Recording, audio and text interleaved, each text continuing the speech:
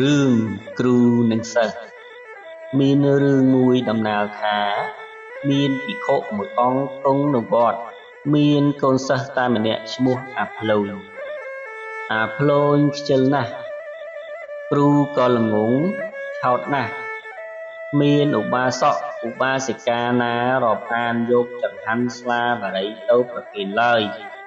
ឬពីមុនលោកនោះទៅឆាន់ឯផ្ទះម្ដងណាលោកនោះក្រលំបាកពន់ពេកតែលោកមានដំរីមួយថ្ងៃមួយលោកនោះពិចារណាថាសពថ្ងៃនេះមានឧបាសកប្រគេនវត្ថុអ្វីសោះបើដូច្នេះគួរអញទិញវត្ថុផ្សេងយកមកទុកឆាន់កុំអោយលំបាកគិតដូច្នេះហើយក៏ប្រាប់កូនសិស្សថាអាភ្លូញឯងចាប់ដំរីមកហើយឯងទៅសារនឹងអញរកទិញវត្ថុផ្សេងយកមកទុកឆាន់កូនសិស្សទៅចាប់ដំរីបានមកគ្រូនិងកូនសិស្សក៏ឡើងជិះដំរីបរទៅសារលុះទៅដល់គ្រូប្រាប់កូនសិស្សថាឯងទិញវត្ថុអ្វីដែលគេទុកស៊ីបានយូរមិនខូចអាភ្លូញជាសិស្សក៏ទិញអំបិលមួយចុងការុងគ្រូឆ្លើយថាហើយម្ដេចក៏ឯងទិញតែអំបិលមិនទិញត្រីឆ្អើរត្រីងៀតផងកូនសិស្សទូលថាអំបិលទុកបានយូរមិនចេះខូចបានជាខ្ញុំប្រកាសណាទិញគ្រូឆោតល្ងងក៏នៅឆ្កៀមគ្រូទៅបររំរីមកវិញសិស្សរែកអំបិលពីក្រោយដល់ពាក់កណាលផ្លូវគ្រូមើលទៅសិស្សឮសូរដងរែកដូចជាស្រួយក៏សួរថាអាភ្លូញអញមើលទៅឯងរែកអំបិលដូចជាស្រួលឬយ៉ាងណាសិស្សទូលថាខ្ញុំព្រះករុណាស្រួលណាស់ហើយស្រាលផងលោកគ្រូប្រាប់សិស្សថាឯងជិះដំរីវិញចុះអញរែកអំបិលដើរក្រោយលោកគ្រូថាហើយចុះលើដំរីសិស្សក៏ឡើងជិះដំរីទៅលោកគ្រូប្រាប់ថាឯងបរដំរីទៅចាំអញនៅម្លប់ដើមឈើសិស្សបរដំរីទៅដល់ម្លប់ឈើក៏មិនឈប់ចាំលោកគ្រូបររហូតទៅដល់វត្តលោកគ្រូរែកអំបិលដើរតាមក្រោយដោយអំបិលនោះធ្ងន់ណាស់លោកគ្រូរែកឈប់រោគមើលទៅសិស្សមិនឃើញគិតថាចាំក្រោយសំណោមសិស្សមកយកហើយយកអំបិលទៅលាក់ក្នុងព្រៃមុននឹងលាក់លោកគ្រូគិតថាទីនេះប្រសិនជាមានគេដើរមកចំឃើញគេនឹងយកអំបិលនេះអស់មិនខានទេគួរតែរកទីណាដែលលំបាកបាំងភ្នែកអ្នកទាំងពងគឺមាននៅក្នុងទឹកទើបគេមើលមិនឃើញហើយក៏យកអំបិលតាំងពីការុងទៅលាក់ទុកនៅក្នុងទឹកហើយដើរទៅលុះដល់វត្តសិស្សសួរថាហើយម្ដេចក៏ឯងមិនចាំអញសិស្សទូលថាខ្ញុំព្រះករុណាបរដំរីមកប្រុងចាំលោកគ្រូដែរតែដំរីមិនព្រមចាំសោះអង្វរដូចម្ដេចក៏វាមិនព្រមវាប្រឹងតដើរទៅដល់វត្តទើបឈប់សិស្សសួរថាលោកគ្រូទុកអំបិលឯណាលោកគ្រូប្រាប់ថាអញលាក់ទុកនៅឯទីនោះអញកាត់ដើមឈូកដោតជាសម្គាល់លុះព្រឹកឡើងលោកក៏បាននាំកូនសិស្សទៅយកអំបិលវិញលុះដល់ប្រាប់សិស្សថាអញលាក់ទុកនៅក្នុងទឹកត្រពាំងនេះសិស្សលន់មាត់ថាម៉ែអើយវារលាយអស់ទៅហើយអាភ្លូញជាសិស្សក៏ចុះទៅយកអំបិលចាប់លើការុងតាំងពីឡើងមានឃើញអំបិលសោះព្រោះវារលាយអស់ហើយឯចំណែកដែលចងមាត់ការុងក៏ឃើញដាច់អស់ប្រទះឃើញឯត្រីកញ្ចុះមួយនៅក្នុងការុងនោះសិស្សទូលលោកគ្រូថាមានត្រីកញ្ចុះមួយនៅក្នុងការុងវាស៊ីអំបិលអស់ទៅហើយយកត្រីនិងការុងមកប្រគេនលោកគ្រូមើលលោកគ្រូឃើញត្រីខឹងណាស់ក៏ផ្ទះកំភ្លៀងត្រីមុតដៃនិងមុងត្រីជួបពឹសត្រីចាប់បឺតឈឺខ្លាំងពេកលោកគ្រូថាឯងចាប់ដកធ្មង់ត្រីចេញឲ្យឆាប់សិស្សក៏ចាប់ដកទាញស្ទើរតែមិនរួចពឹសត្រីក៏បណ្ដាលឲ្យលោកគ្រូឈឺខ្លាំងឡើងលោកគ្រូនាំកូនសិស្សទៅវត្តវិញយកតាំងការុងត្រីកញ្ចុះទៅផងទៅដល់វត្តប្រាប់សិស្សថាអាភ្លូញឯងដាំបាយមួយឆ្នាំង អាំងត្រីកិនចុះឲ្យឆ្អិនហាប់អញនឹងបានឆាន់លុះពឹសអន់គ្រូក៏សំងំនឹងសឹងលក់ទៅអាភ្លូញក៏ដាំបាយអាំងត្រីឆ្អិនហើយបរិភោគអស់ទុកតែបាយពំនួតនឹងឆ្អឹងត្រីនៅក្នុងចានគ្របតែវាគ្របមិនឲ្យចិត្តលោកគ្រូភ្ញាក់ឡើងប្រាប់សិស្សថាឯងយកបាយនិងត្រីមកឆាន់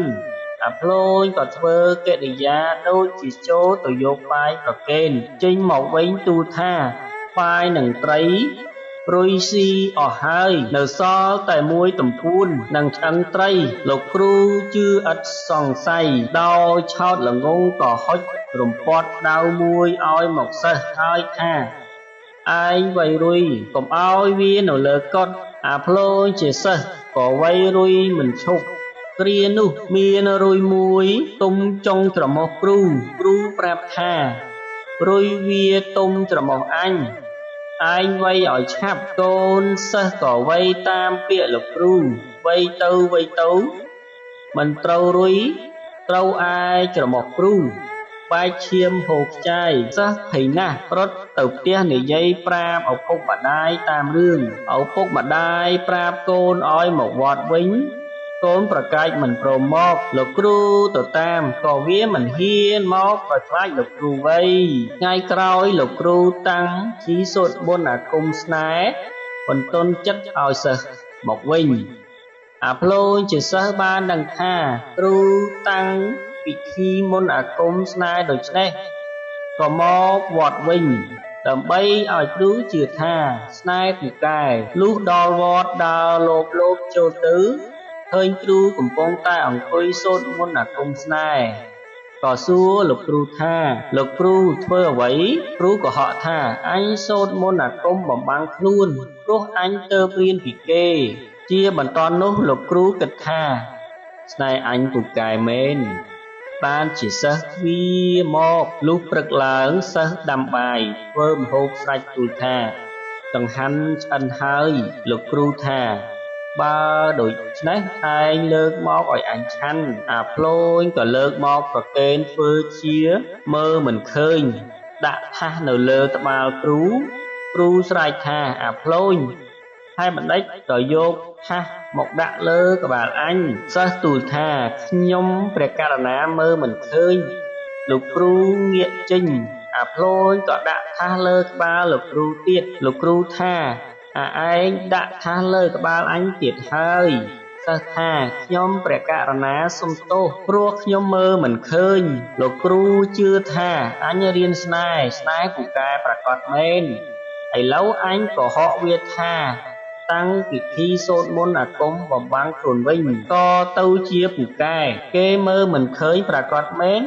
គួរតន្ទិញឲ្យចាំកុំភ្លេចឯអាភ្លូញលុះប្រគេនចង្ហាន់គ្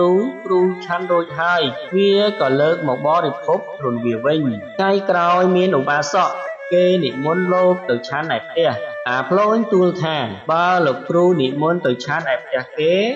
សូមកុំឆ្លៀកស្បង់ព្រោះនាំតែចាស់ស្បង់ខូចឥតអំពើខ្លុំតែជីពោបានហើយគេមើលមិនឃើញទេបិទលោកគ្រូចេះមន្តអាគមបំបាំងខ្លួនពូកែណាស់អ្នកណាមើលឃើញគ្រូជឿក៏ធ្វើតាមពាក្យសិស្សលុះព្រឹកឡើងលោកគ្រូប្រាប់សិស្សថាឯងតាមអញទៅឆាន់ឯផ្ទះឧបាសករួចលោកគ្រូខ្លុំតែជីពោមិនឆ្លៀកស្បង់ដោយគិតថាខ្លុំតែជីពោហើយព្រោះមន្តអាគមអញពូកែណាស់នរណាមើលឃើញគេខ្មាស់រួចក៏នាំសេះទៅលុះទៅដល់ឧបាសកនិមន្តឡើងលើផ្ទះហើយគេលើកចង្ហាន់មកដើម្បីប្រគេនលោកគ្រូឆាន់ដោយលោកពុំបានស្លៀកស្បង់អង្គុយមិនស្រួលងាកឆ្វេងងាកស្ដាំក៏លិចគេខ្មាស់មួយកណ្ដាលវាលឧបាសកឃើញដូច្នោះគេនាំគ្នាសើចហូរលាន់មាត់លោកគ្រូពុំទាន់បានឆាន់ចង្ហាន់មានចិត្តខ្មាស់ណាស់ក៏ចុះពីផ្ទះត្រឡប់មកវត្តវិញគេបន្ទោសសិស្សថាឯងមិនព្រមឲ្យអញស្លៀកស្បង់ឥឡូវអញខ្មាស់គេណាស់អាស្លូញទូលថាលោកគ្រូកុំខ្មាស់នឹងខ្ញុំព្រះករុណារឿងនេះប្រហែលខុសប្រណម្យទេឬលោកគ្រូសួរថាឯងឃើញអញធ្វើខុសប្រណម្យដូចម្ដេចអាភ្លូញសួរថា កាលលោកគ្រូនិមន្តទៅឆាន់ឯផ្ទះឧបាសកនិមន្តទៅផ្លូវខាងណាលោកគ្រូប្រាប់ថាកាលអញទៅអញចូលផ្លូវខាងកើតសិស្សថាច្បាស់ជាលោកគ្រូខុសប្រណំហើយថ្ងៃមុនលោកគ្រូប្រាប់ខ្ញុំព្រះករុណាថាបើរៀនមន្តអាគមទាំងពងត្រូវតមស៊ីផ្លែស្ពឺសំបីមុជក្រោមដើមស្ពឺក៏មិនបានវាសាបមន្តអាគមឥឡូវលោកគ្រូមុជក្រោមដើមស្ពឺបានជាខុសប្រណំសាបមន្តអាគមអស់ហេតុនេះបានជាគេឃើញគេខ្មាស់លោកគ្រូបានស្ដាប់ដូច្នេះក៏ថាអាភ្លូញអញភ្លេចតមបានជាយ៉ាងហ្នឹងឯងថានេះពិតប្រាកដហើយលោកគ្រូនោះដោយឆោតល្ងង់ក៏ជឿឥតសង្ស័យសិស្សតាំងពីដើមកាលនោះមកអាភ្លូញជាសិស្សនៅបម្រើដោយសុខសប្បាយទៅ